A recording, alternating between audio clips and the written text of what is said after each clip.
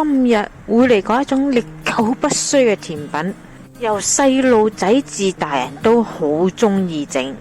呢樣係乜嘢？呢樣就係曲奇。不過今次就唔係擠花曲奇，而係切片曲奇，仲要係一式兩味。今日就嚟做富有牛油香味嘅切片曲奇啦！喺開始之前，請 follow 我哋嘅頻道啦。喵！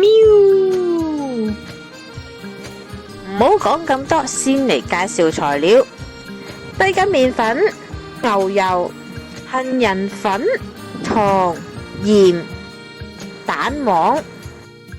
好多時嘅切片曲奇都會加入乾果或者杏仁片、杏仁條，今日都唔會例外，兩樣我都會做出嚟，等你睇到前後嘅分別。都話做兩味，其實材料都係完全一樣，只不過我會將某部分麵粉變為茶粉。如果比較重口味，我會建議將20% 嘅麵粉兌換20% 嘅粉。過多嘅粉類咧會令到喉嚨比較渴。點解我知？因為今次我成包落咗落去。麵粉過篩，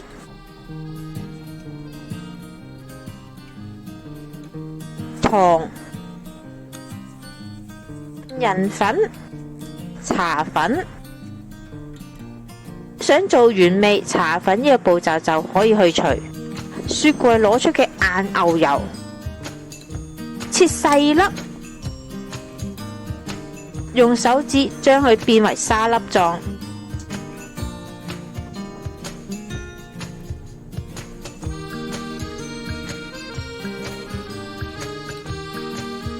確保牛油同麵粉完全融合，原味我就會加入杏仁片，烏龍茶粉我就會選擇加入杏仁條。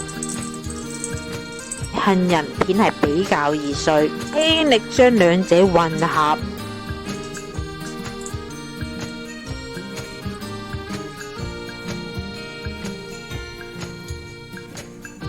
分次加入雞蛋。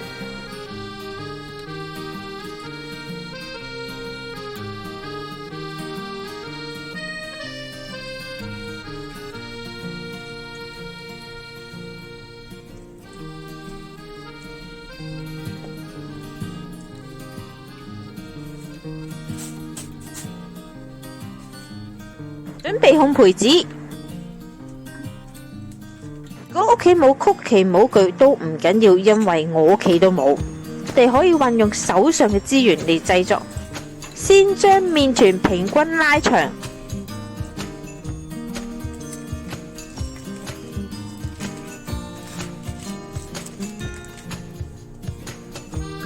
利用間尺、木模、砧板都得，將四邊壓實，就會變為一個好好睇嘅長方形。放入雪櫃休息12個鐘頭。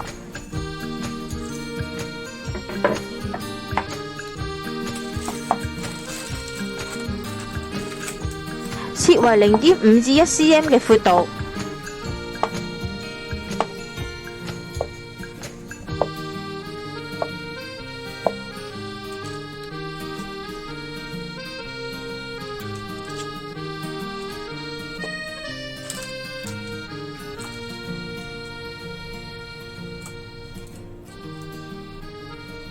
再放入雪櫃休息半小時。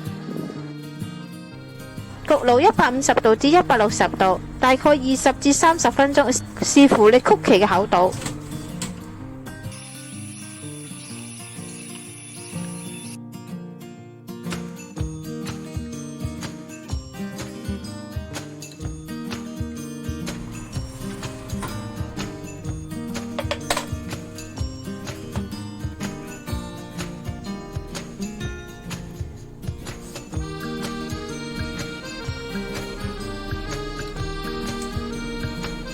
切餅曲奇其實好容易整，選擇杏仁片同杏仁條，對成品切片後嘅曲奇有明顯嘅分別，而且杏仁條嘅咬口明顯比較強，根據個人喜歡而選擇杏仁條定杏仁片都得。